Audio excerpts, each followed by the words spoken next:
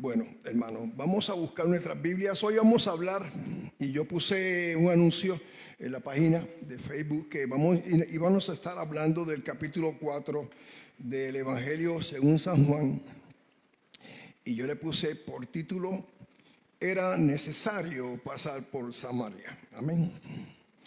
Gloria sea. Así que cuando tengan sus Biblias en el Evangelio según San Juan, capítulo 4, pues me dicen amén. Amén. En el capítulo 4 dice, cuando Jesús pues entendió que los fariseos habían oído decir, Jesús hace y bautiza más discípulos que Juan, aunque no bautizaba Jesús, eran sus discípulos, salió de Judea y se fue otra vez a Galilea. Y hay que entender que esta parte que estamos leyendo no aparece en los demás evangelios. Sí sabemos que Jesús estuvo un tiempo en esa área de Judea y estaba compartiendo con Juan el Bautista. Y ambos se dedicaban a predicar y no solamente predicar, a bautizar a las personas. Y viendo Jesús que la fama estaba extendiéndose y no era el tiempo para la confrontación, sino era el tiempo para mostrar el evangelio del reino y de predicar el evangelio, pues Jesús se vio preciso de bajar a Galilea. Amén. Y es por esa razón que Juan nos presenta los datos que van directamente con el capítulo 3, ya desde el versículo 31 de Juan capítulo 3, y empatamos con ese anejo.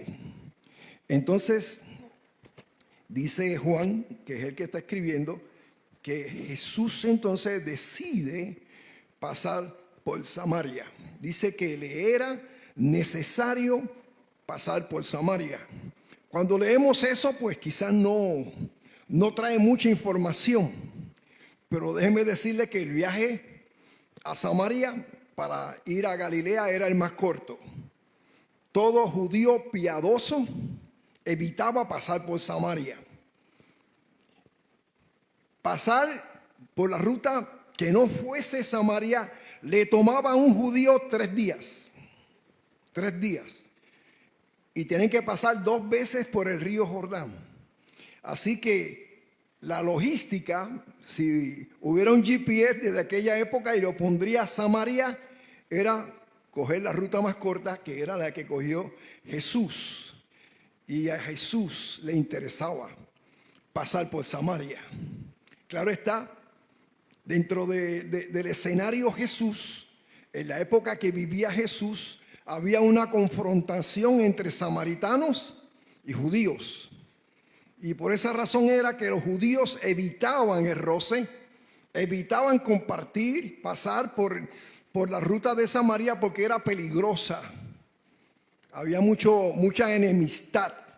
Y esta enemistad viene ya desde cuando usted, para los que apuntan, en Segunda de Reyes, capítulo 17, del 24 al 41, cuando el rey de Siria invade, divide el pueblo, empieza a exportar judíos a diferentes lugares, y este grupo que fue expatriado hace prácticamente, como te digo, tienen relaciones comerciales, físicas, de todo con las naciones que estaban visitándoles. Y de ahí surge lo que llamamos nosotros la mezcla de culturas. Cuando Nabucodonosor invade a Jerusalén y se lleva a los nobles, entre ellos, ¿se acuerdan? Daniel, fueron llevados los de la alta Curnia a Babilonia. Y allí se quedaron los humildes, los pobres, los deambulantes, los que no tenían recursos se quedaron en Jerusalén. Y también hubo mezcla, no solamente etnia, sino mezcla de religión, de cultura. Y de ahí viene lo que se llama la mezcla de estas personas que se le llaman samaritanos. Y ya cuando ese pueblo fue sacado de Babilonia y vuelve a su país y piensan edificar el templo a Jehová, en Esdras 4 vemos la situación que fueron esos mismos residentes samaritanos que no querían tener ninguna asociación ni que se edificara el templo, porque ya ellos tenían su templo. Los habitantes de Samaria se opusieron y fueron bien fuertes, bien agresivos, y eso era el roce cultural cuando Jesús decide ir a Samaria. En la mente de los judíos, en la mente de los discípulos, quizás no entendían, pero Jesús le dijo: me es necesario pasar por Samaria. Era tan fuerte esa oposición que cuando querían ofender a Jesús le decían que Jesús estaba endemoniado y que Jesús era samaritano. En Juan 8:48 le decían: tú estás poseído, tú eres samaritano. Y era una ofensa cultural, hermanos. Era una ofensa cultural. Pero con todo lo que estoy contándoles, Jesús había dicho que era necesario pasar por Samaria. Amén. ¿Cuál era la razón? ¿Por qué Jesús tenía que atravesar Samaria? ¿Cuál era la situación que lo expedía? Porque, como les dije al principio, era un camino peligroso, pero había propósito en el viaje a Samaria. Y ustedes lo han leído. Ustedes que leen las Escrituras saben cuál era el propósito, ¿no? El propósito era que había una mujer que necesitaba escuchar la palabra y el mensaje de Dios. Cuando empezamos en el libro de Juan capítulo 3, vemos a Jesús en un momento dado hablando con un hombre llamado Nicodemo. Y Nicodemo era un principal entre los religiosos fariseos y vino de noche a Jesús. Jesús le encantó, le disfrutó y le mostró a Nicodemo. Y el mensaje que Jesús le habla a Nicodemo es tan diferente al mensaje que Jesús le habla a una mujer sin nombre. La llamamos nosotros la samaritana. Si fuera de Peñuela, la peñolana, ¿verdad que sí? Si fuera de Aguadilla, la aguadillana. No tenía nombre. No era famosa como Nicodemo. Era simplemente una mujer. Y en el contexto histórico, los rabinos no se comunicaban con las mujeres. Es más, la esposa de un rabino no podía preguntarle a su esposo rabino en público. No había comunicación.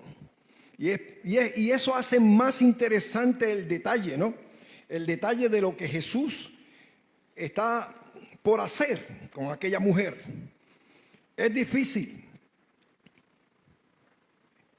pero sí podemos comprender el propósito de Dios con las personas que no tienen nombre. Y es difícil comprender y saber. Cuando Amelia estaba hablando del libro de Hebreos y vemos el desfile de los hombres y las mujeres de fe de Hebreos, tenemos dos grupos. Los grupos de los conocidos. Se habla de Sansón, de Barak, de Gedeón. Te habla de las mujeres. Te hablan de los que capturaron, de los que evitaron el filo de la espada, de los que apagaron fuegos impetuosos. Pero te habla de otro grupo que no tiene nombre. Le llaman los otros. Los otros. Los que las mujeres no pagaron el rescate para recibir a sus muertos con mejor resurrección. Los que sí murieron a espada Porque están los que conocemos que evitaron la espada, pero los otros no evitaron las espadas. Murieron por las espadas, fueron prisioneros, caminaron errantes de aquí para allá, de allá para acá. Y el escritor de los Hebreos, que yo creo que es Pablo, dice algo bien interesante, hablando de esos otros. El mundo no los merecía. El mundo no era digno de ellos, los otros. Y ahí estaba Jesús, cansado, junto al pozo. Y quiero decir que Juan en su evangelio siempre proyecta a Jesús como divino, como el Hijo de Dios, como el Logos. Pero aquí presenta algo interesante, presenta a Jesús cansado del camino. Se detiene ocasionalmente para presentar la humanidad de Jesús. Cuando nos vemos frente a la tumba de Lázaro, es Juan, más ningún otro evangelista. Es Juan que presenta a Jesús llorando por su amigo Lázaro. Vemos a Juan también expresando cuando Jesús va rumbo a la cruz que su alma se turbó. Amén. Estaba turbado en el espíritu. También vemos en Juan, porque Juan es el que proyecta esto, cuando los apóstoles se unen o se confunden, se conmueve ante la traición de uno de sus discípulos apóstoles.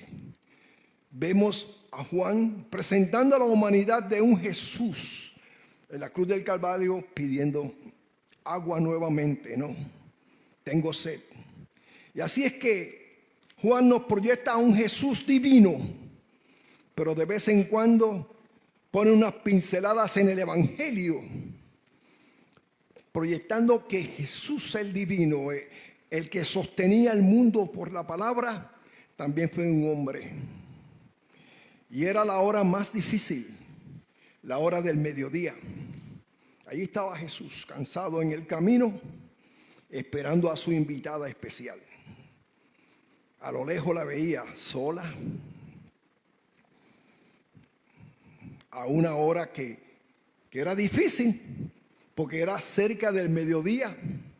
Casi siempre las mujeres iban más temprano a buscar el agua. Lógico, más fresca el agua, no está caliente. Pero también las mujeres iban en bonche, como dicen en Puerto Rico. Iban en grupo. Ella iba sola. No sabemos, no dice la escritura por qué ella iba sola, pero quizás era media antisocial o tenía problemas. Quizás era una persona aislada. Quería estar sola.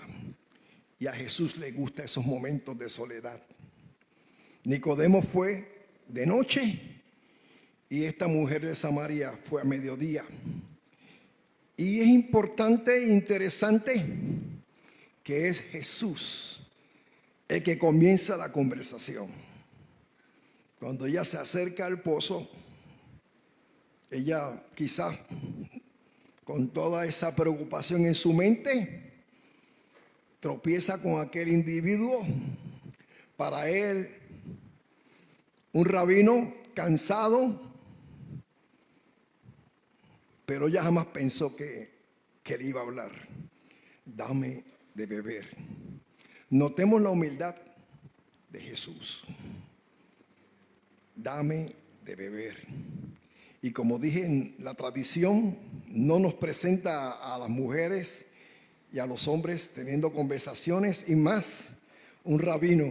Era inusual que un judío de aquella época aceptara de manos de una mujer un vaso de agua.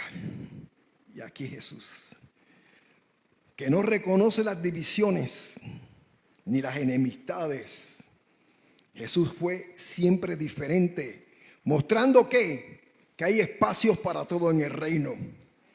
Y le dice a la mujer: si conocieras el don de Dios y es ¿y quién te dice, dame de beber? Amén. Dice que sus discípulos, versículo 8, habían ido a comprar comida. Era el momento ideal. Y entonces en el texto bíblico dice que la mujer le contesta a Jesús, Señor, no tienes con qué sacarla y el pozo es hondo. ¿Sabe? Hay un ofrecimiento de parte de Jesús a la mujer de Samaria.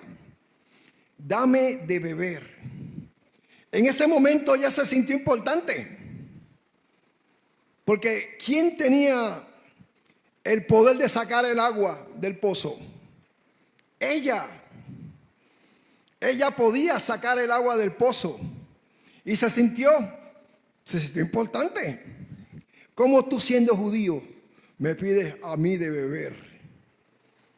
Ella vio un rabino con las manos vacías y él le dice a ella, si conocieras quién es el que habla contigo, si conocieras el don de Dios, tú le pedirías a él de beber.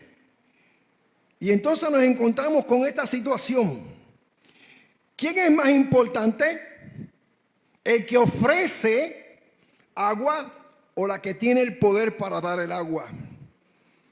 Hay una confrontación de ideas dentro de la comunicación y dentro del pasaje. Está Jesús cansado frente a esta mujer extraña, sin nombre, y le pide de beber. Y ella se siente con ese aire de superioridad. Y Jesús le dice, si tú conocieras quién es el que te pide de beber, te daría el agua a ti. Y ella a cualquiera le pasaría. ¿Con qué tú vas a sacar el agua? ¿Ah? ¿Con qué tú vas a sacar? Yo tengo el poder de sacar el agua. Yo soy el que te puedo dar el agua. No tienes nada. Estás cansado. Te ves agobiado. Ah, hermano, si conocieras el regalo de Dios. Ella tenía su religión. Debo decirle que cuando usted habla con las personas de Jesús, lo primero que te sacan es la religión. Yo soy católico, yo soy bautista. ¿Nunca les has hablado a una persona de Jesús? Lo primero que te sacan cuando tú le hablas de Cristo a una persona es la religión. Y de momento se presentan como los más santos. Yo voy a misa. Yo fui monaguillo. Yo voy a los cursillos. Mira, yo voy allá a España y camino. Yo tengo religión. Pero Jesús no le importaba la religión. Si conocieras el don de Dios, el regalo de Dios. ¿En qué consiste este regalo de Dios? Si el regalo de Dios era Jesús allí mismo, si conocieras quién es el regalo, el don de Dios, tú le pedirías a ese hombre y él te daría ¿qué? Agua de vida. Agua de vida. Entonces nos encontramos con la dicotomía. La mujer veía un viajero desvalido sin medios para sacar el agua. Y entonces ella viene y le pregunta a Jesús, ¿acaso eres tú mayor que nuestro padre Jacob? ¿Sabes? Los samaritanos se sentían importantes. Ellos pretendían ser descendientes de los hijos de Efraín y Manasés. Y por esa razón se sentían privilegiados porque ellos tenían y sabían y reconocían, y es folclore, hermanos, es folclore. No hay un texto bíblico que diga que Jacob le dejó un pozo a los samaritanos. Eso no aparece en las escrituras. Si usted busca en su Biblia, debe haber un corchete que diga, este pasaje no aparece en los manuscritos más antiguos. No aparece.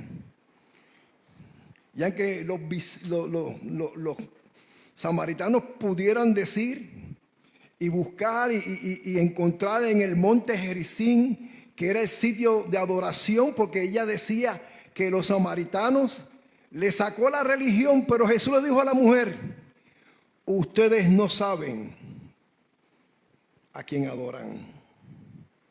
Ustedes no conocen a quién adoran. Mujer, ni en este monte, ni en Jerusalén, Dios es espíritu. Y los que le adoran en espíritu y en verdad, tales adoradores, es lo que busca Jesús, es lo que busca Dios. ¿Sabe? No es el templo, no es el monte, no es la gruta. ¿Sabe? Dios no habita en templos hechos por manos de hombres. El templo que Dios le gusta soy yo. Soy yo. Como dice el corito: el cielo es el trono de mi Dios, la tierra es el estrado de mis pies, de sus pies, y siendo tan sublime mi Señor, mi pequeño corazón su templo es. Dios está buscando ¿qué? Adoradores. Yo tengo este mensaje desde otra perspectiva. Está en YouTube, lo puede buscar. Lo prediqué en la iglesia de mi hermano. Y yo, el enfoque, que no es el mismo enfoque que tengo aquí, estaba hablando de electrónica, de capacitadores, de los componentes de una computadora, que cuando usted la prende, estos elementos hacen que fluya la corriente y la recepción. Y estaba buscando en el mensaje que le dije a la iglesia de mi hermano, que Dios está buscando transmisores. Un transmisor.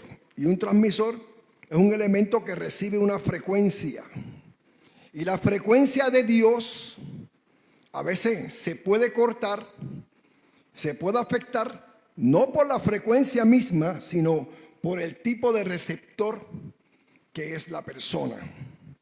¿Me entiende? Por eso, cuando usted no siente a Dios, cuando usted no recibe de Dios, no es Dios que tiene el problema, es usted que tiene el problema. Y eso le pasaba a la mujer de Samaria. Dios le está diciendo a la mujer de Samaria: Dios está buscando receptores, capacitadores, para que le adoren en espíritu y en verdad. En el punto de la conversación que tuvo Jesús, hay cosas que esta mujer pudo haber pensado. ¿Acaso se sentía satisfecha en su vida? ¿No encontraba que su alma cada vez más sedienta? ¿No era cierto que la religión le había dejado vacía y frustrada, sin dar respuesta a las necesidades espirituales? Y aunque estaba sentada en el pozo del patriarca Jacob, y que le había servido beber tanta agua en tanto tiempo, ¿en qué le había cambiado? Y este rabino me ofrece que en el capítulo 7, 37 y 39 de San Juan dice así: y en el último gran día de la fiesta, Jesús se puso en pies y alzó su voz diciendo: si alguno tiene sed, y venga a mí y beba. Y el que cree en mí, como dice la Escritura, de su interior correrán ¿qué? Ríos de agua viva. Como dice el Espíritu, esto dijo del Espíritu que iban a recibir los que creyeran en Él. Así que Jesús está llevando a esa mujer de su estado de pecado a un estado de adorador. Amén. Pero hay un caso que quiero darle más notoriedad. Jesús la estaba preparando y ya ella tenía el deseo: dame de esa agua, yo quiero de esa agua. Ella no era boba. ¿Sabes lo que es tú con un candungo en la cabeza, ir 3 veces o 2 veces al pozo y pesaba vacía y pesaba el doble lleno. Dice, yo quiero de esa agua. ¿Quién no quiere del agua? Y Jesús le dice, pues entonces, llama a tu marido y ven acá. Y ella dijo, no tengo marido. Jesús le dice, bien has dicho que no tienes marido. Esto lo has dicho en verdad, porque 5 maridos has tenido y el que tienes no es tu marido. Bingo, me parece que eres profeta. Claro, con esa declaración. Entonces vemos a un Jesús que había puesto a esta mujer en un momento embarazoso, ¿no? Porque el asunto de su vida de pecado debía ser confrontado. Esta mujer debía decidir a quién va más, a su pecado o al Mesías. Hoy en día no se confronta al pecado, hermano. Hoy en día no se habla del pecado. El pecado es una palabra que ya la gente no quiere escuchar. Ya la gente no quiere que le estrujen lo malo ni lo difícil. Se habla del cielo cuando vamos a un funeral.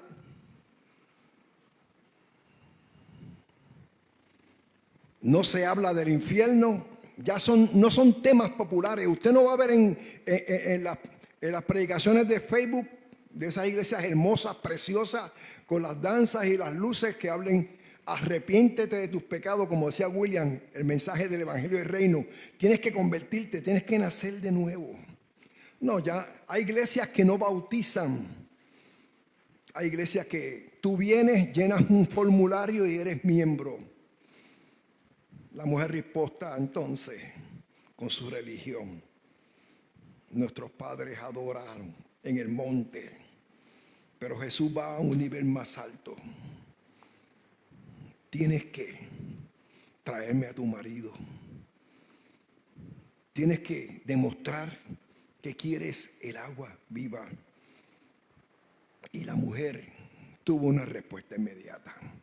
Dice el versículo del 27 al 38 que dejó su cántaro y fue a la ciudad. ¿Sabe? Se apremiaba el agua. Ahora el agua que ella había aceptado era mejor. Y fue a la ciudad a decirle a aquellas personas, venid y ved a un hombre que me ha dicho todo cuanto he hecho. ¿No será este el Cristo? ¿Sabe? Todo el mundo la conocía en su ciudad. Que venga un extranjero a decirme las cosas que yo hago. Es un profeta de Dios. Un hombre que te pueda hablar y decirte las cosas que solamente tú haces. Entonces tú dices, Dios me está revelando. Yo hace muchos años estuve predicando en una iglesia. Y dentro de las personas que venían a recibir la oración, yo puse la mano sobre un muchacho y le estaba orando. Y lo que yo estaba orando, yo estaba orando en el espíritu, ¿no? Y aquel muchacho empieza a llorar. Y acepta a Jesús. Cuando terminamos el servicio, él me dice, ¿quién te dijo todo lo que tú oraste por mí? Fue el Espíritu Santo. Porque lo que yo hacía y lo que tú oraste por mí, lo que yo hago escondidas. Y cuando usted puede entrar en esa dimensión, la gente entiende que Dios tiene un propósito. Porque es fácil hablar genéricamente, pero cuando Dios te habla y te señala, a veces Dios habla y señala, hermano. El Bautista le dijo a Herodes, no te es lícito tener la mujer de tu hermano. Ya hoy en día, si eso pasa, ya tú sabes lo que pasó con Jennifer y con el doctor. ¿Entiendes? Ya tú no puedes decirle las cosas a las personas. Ya tú no puedes hablar de cosas nebulosas porque la gente se hiere. La gente se enchisma. Y como lo más que hay son iglesias, es más fácil, me voy de aquí y me voy para otra iglesia. Cuando el evangelio te afecta, cuando el evangelio te señala, cuando te sientes que te sientes sucio, cuando sientes que necesitas a Jesús, entonces estás en un buen sitio. Pero si te sientes aceptado y te sientes que tu vida te la aplauden, que eres bienvenido, pero que lo que tú haces no importa, no, hermano.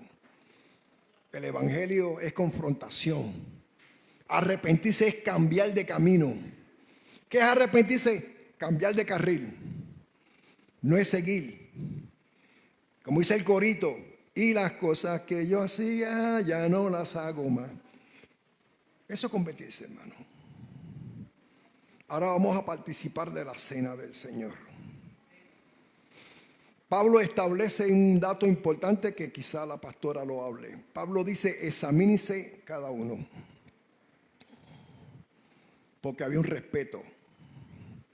Porque el que toma por indigna la sangre del cordero, juicio, come para sí. El evangelio es salvación, es bendición, pero también el evangelio es confrontación. La mujer de Samaria se encontró con un hombre que le dijo todo lo que ella había hecho. Ella reaccionó y fue al pueblo y le dijo, conozco un hombre que me ha dicho todo lo que yo hacía. Y ellos fueron a ver a Jesús y le dijeron a la mujer, ya no creemos por lo que tú dijiste, ahora creemos que Él es el Mesías, porque nosotros lo estamos comprobando. Recuerda, Jesús te ama con amor eterno, pero de modo que si alguno está en Cristo, nueva criatura es. Las cosas viejas pasaron, he aquí, todo es hecho nuevo. ¿Qué podemos hacer con la mujer del pozo? Dios está buscando no buenos predicadores, no buenos pastores, no buenos evangelistas. Está buscando adoradores que le adoren en espíritu y en verdad. Vamos a orar. Padre, en el nombre de Jesús, gracias por la bendición de estar aquí en tu presencia. Nuestro llamado hoy es, hazme un instrumento, hazme un adorador. Que por encima de lo que yo sienta, por encima de lo que yo soy, quiero que tú me limpies y pongas un cántico nuevo en mi boca. Te confieso hoy, te acepto, Jesús. Pon un nuevo corazón en mi corazón. Cambia el de piedra por lo de carne y pon una nueva alabanza. Y verán esto muchos y te conocerán. Dios bendiga a los hermanos. Será hasta otra próxima ocasión. Que el Señor les bendiga.